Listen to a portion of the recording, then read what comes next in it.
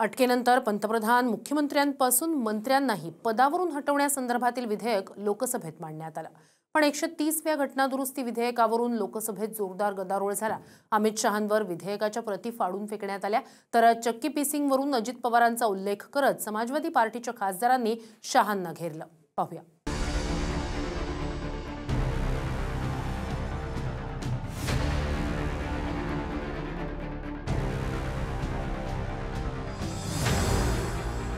एकशे 30व्या घटनादुरुस्ती विधेयकावरून लोकसभेत जोरदार गदारोळ झाला।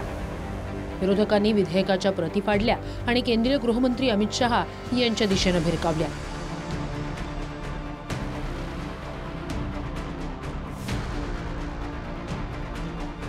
अमित शहांनी आज लोकसभेत 3 विधेयक मांडली। 130वं घटनादुरुस्ती विधेयक, केंद्रशासित प्रदेश सरकार घटनादुरुस्ती विधेयक आणि जम्मू काश्मीर पुनर्गठन घटना दुरुस्ती विधेयक। या तिन्ही विधेयकांच्या तरतुदी सारख्याच आहेत। 130वं घटना दुरुस्ती विधेयक नेमकं काय आहे ते पाहूया।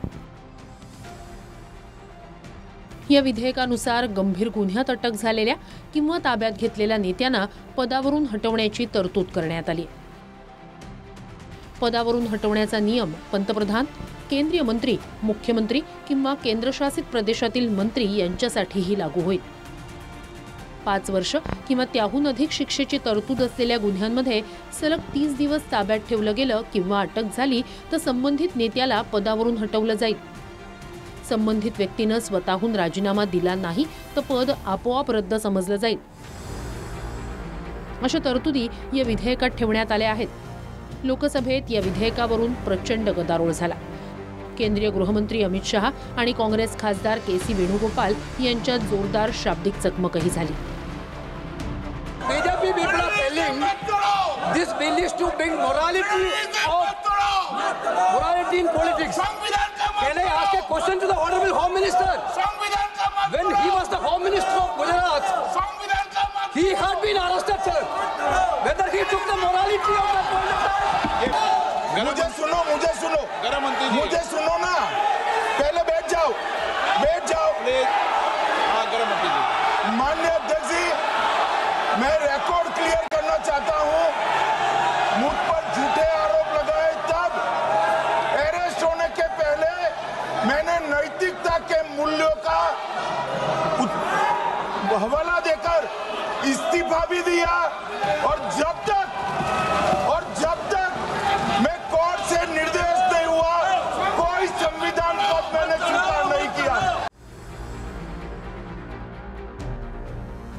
काँग्रेस, समाजवादी पार्टी, MIMनं या विधेयकाला कडाडून विरोध केला। समाजवादी पक्षाचे खासदार धर्मेंद्र यादव यांनी या विधेयकाला विरोध करताना महाराष्ट्रातल्या राजकीय परिस्थितीचं उदाहरण दिलं। बहुत नैतिकता की बातें कर रहे हैं आपने भाषण दिए थे चक्की पीसिंग महाराष्ट्र में, जिनको लेके डिप्टी सीएम बना के घूम रहे हैं आप।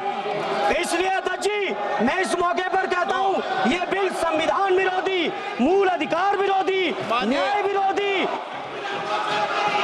We are going back to medieval times when the king could just remove anybody at will. There's no concept of what an elected person is. He doesn't like your face, so he tells ED, put a case. And then democratically elected person is wiped out within 30 days. This is new. ये कानून जो है specially शुरुआत कर रहे हैं चंद्रबाबू नायडू जी के लिए और नीतीश जी के लिए, जो है ब्लैकमेल करने के लिए, डराने के लिए ये कानून जो है लाया जा रहा है। ये लोग जो 400 पार का नारा जो बोलते थे और गिर करके आ गए और दूसरी पार्टियों पे जो मजबूर होना पड़ गया, उसलिए ये तरकीब अमित शाह जी ने निकाला है। भ्रष्टाचाराला आळा घालण्यासाठी हे विधेयक आणल्याचं केंद्र सरकारकडून सांगितलं जातंय। दिल्लीचे माजी मुख्यमंत्री अरविंद केजरीवाल यांना मद्य घोटाळ्याच्या आरोपात अटक झाली होती।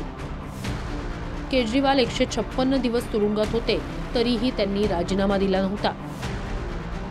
तमिळनाडूतील द्रमुकचे मंत्री सेंथिल बालाजी हे सुद्धा 8 महिने तुरुंगात होते, त्यांनीही मंत्रिपदाचा राजीनामा दिला नव्हता। गंभीर गुन्ह्यात अटक होऊनही लोकप्रतिनिधी पद सोडत नसल्यानं सरकारतर्फे हे पाऊल उचलण्यात आल्याचं सांगण्यात येतंय। चांगली गोष्ट, स्वागत करायला पाहिजे। कारण का आपण अरविंद केजरीवालांच्या वेळी बघितलं की ते जेलमध्ये बसून कारभार करत होते. आमच्या महाराष्ट्रामध्ये तर नवाब मलिक सारखे बरबटलेले लोक ज्यांनी दाऊद आणि यांच्या लोकांबरोबर काम केलं होतं ते पण जेलमध्ये बसून, तेव्हा उद्धव ठाकरेला लाज वाटली नाही त्यांची राजीनामा मागण्याची. आम्ही अमित शाह साहेबांचं आणि मोदी सरकारचं मनापासून अभिनंदन करतो.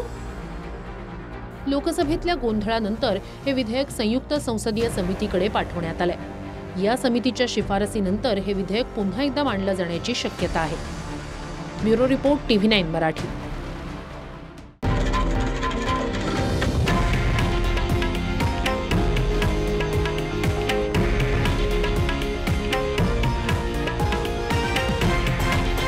हे आहे देशातील नंबर 1 न्यूज नेटवर्क आणि आपण पाहत आहात TV9 मराठी, एकमेव.